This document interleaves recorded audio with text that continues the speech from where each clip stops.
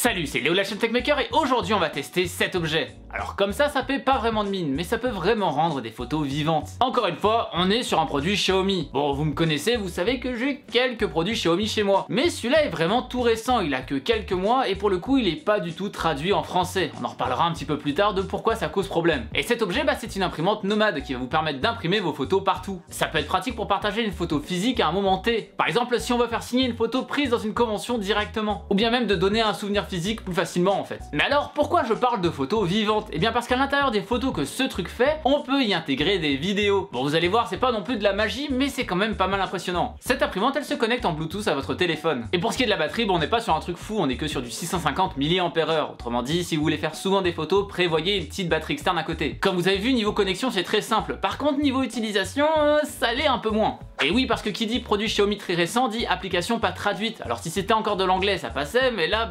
c'est du chinois. Bon, vous allez me dire un coup de Google Traduction et ça passe. Et c'est vrai, sauf à un petit détail. En effet, pour utiliser cette imprimante, il faut se créer un compte. Et la seule manière de se créer un compte est de mettre son numéro de téléphone pour recevoir un code de confirmation. Et je vous laisse deviner, ça marche actuellement qu'avec des numéros de téléphone chinois. Autrement dit, si vous avez personne qui peut faire la confirmation pour vous, vous êtes un petit peu bloqué avec cet objet. Et c'est pour ça qu'actuellement, je vous conseille quand même d'attendre un petit peu si ça vous intéresse. D'ailleurs, si vous me suivez sur Twitter, c'est pour ça que je vous saoulais pas mal avec un numéro de ce style. Et merci à vous de m'avoir aidé par ailleurs. En espérant que le produit se démocratise et enlève ce gros problème majeur. Mais bon, une fois que ça sera passé, ça sera mieux, clairement. Une fois déverrouillé, on a accès à plein de modes à utiliser avec l'imprimante. Oui, vous avez bien vu AR pour Augmented Reality, mais bien évidemment, on va garder celui-là pour la fin. Tout d'abord, il y a le mode plus classique de photo. Avec celui-là, il suffit de sélectionner une photo et hop, ça l'imprime. On peut donc récupérer n'importe quelle photo qui provient de notre téléphone pour l'imprimer et ensuite la modifier en taille avec des filtres. Bref, vous avez le choix. On va d'abord en imprimer une comme ça pour voir le rendu. Comme on peut le voir, il y a 4 passages de la photo avant de sortir complètement. D'abord en jaune, ensuite en rouge, puis en bleu, et enfin avec toutes ces couleurs. Ça prend entre 1 et 2 minutes d'après le constructeur pour s'imprimer. Bon, pour certaines photos ça prend 50 secondes, pour d'autres ça prend 1 minute 20, donc c'est assez aléatoire. Ensuite il y a une petite languette pour tenir la photo mais qui peut se découper par la suite. Au niveau de la dimension des photos, effectivement on n'est pas sur des photos très grandes au vu de la taille de l'engin. On est sur du 86 par 54 mm.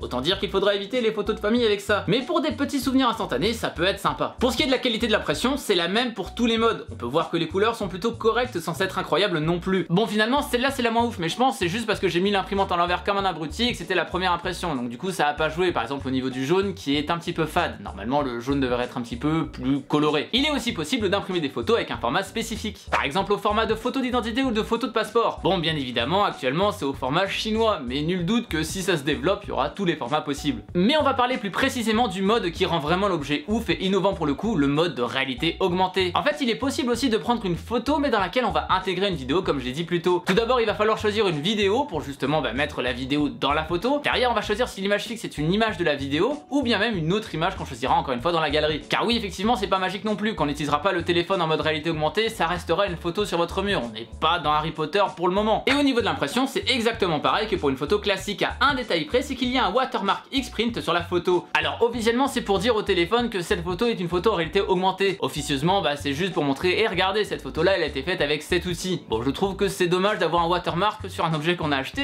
mais bon. Mais finalement comment on fait pour voir la vidéo qui a été intégrée à la photo? Eh bien il suffit de prendre la photo et de la scanner avec l'application et hop, la vidéo va se jouer avec le son en prime. Derrière on peut bouger le téléphone un petit peu dans tous les sens et la vidéo va être vraiment traquée sur la photo d'origine. Autrement dit on a vraiment cette sensation de réel. Et comme je vous l'ai dit ça peut être une photo différente. Bon par exemple ici jugez pas, mais c'était quand j'étais à Malaga et du coup lorsqu'on regarde la photo avec l'appareil, eh bien on voit une vidéo de quand j'étais en bateau. Et pour celle-là c'est une image de la vidéo tout simplement. Et du coup on a vraiment l'impression que la photo devient vivante à chaque fois qu'on passe l'appareil, vu que la photo est vraiment pas différente de la vidéo. Alors oui, ce système est pas totalement nouveau, mais néanmoins les systèmes qui existaient déjà étaient vraiment spécifiques à quelques modèles de téléphone, notamment des iPhones de manière générale. Ici normalement il n'y a pas de limitation. Et ensuite qui dit Xiaomi dit prix vraiment plus bas que la moyenne. Bon, on va parler des prix de base même si c'est pas les prix qu'on va voir ici, mais actuellement ça se trouve dans les 300 yens, ça fait environ 50 €, c'est vraiment pas cher. Et pour ce qui est des recharges, on a environ 20 recharges pour 5 €. Bon, vu que de mon côté le produit était en import et qu'il est trouvable très difficilement, j'ai dû le payer dans les 100 € et les recharges m'ont coûté environ 15 € pour les 40. Alors oui, tout ça reste cher pour des impressions aussi petites et ça je suis totalement d'accord. Mais pour ce milieu qui est vraiment récent et qui peut-être évoluer, ça devient de plus en plus accessible. Vraiment finalement le seul problème que j'ai avec cet outil, c'est comme je vous ai expliqué, c'est le fait que l'application soit en chinois et que pour pouvoir l'activer il faut un numéro de téléphone chinois. Autrement dit, si ça vous intéresse, laissez-le de côté pour le moment et attendez qu'il y ait des mises à jour qui se fassent dessus. Je pense très très clairement que ça devrait être mis à jour au moins en anglais et qu'on puisse l'activer d'une autre manière qu'avec un numéro de téléphone chinois. Sinon, bah c'est dommage de fermer à ce point un produit. Mais en dehors de ça, est-ce que je vous la conseille? Bah carrément, ça vous permet de faire des photos vraiment uniques et qui, je pense, vont vraiment étonner tout le monde. Et si c'est d'acheter ça en import qui vous fait peur, bah je vous remets le lien vers ma vidéo sur les sites d'import, histoire de vous rassurer un peu quand même. Mais alors vous en pensez quoi de tout ça? C'est vraiment un gadget utile ou c'est un truc qu'on va ranger au bout de 5 utilisations? Bah dites-moi tout ça dans les commentaires. Je peux comprendre que ce genre de petit objet n'intéresse pas tout le monde, et même de mon côté en fait tout ce qui est Polaroid je m'en foutais un peu. Sauf qu'avec ce système de réalité augmentée qui a été rajouté, bah je trouve ça quand même bien plus intéressant. En tout cas, merci d'avoir regardé la vidéo. Si cette dernière vous a plu, n'oubliez pas bien évidemment le pouce bleu de l'amour. N'hésitez pas non plus à partager la vidéo un maximum pour faire découvrir ce genre d'objet quand même assez insolite. Et bien sûr, si ce n'est pas déjà fait, abonnez-vous à la chaîne en cliquant sur le logo qui vient d'apparaître juste là. C'était Léo de la chaîne Techmaker et surtout, n'arrêtez jamais d'apprendre. Salut!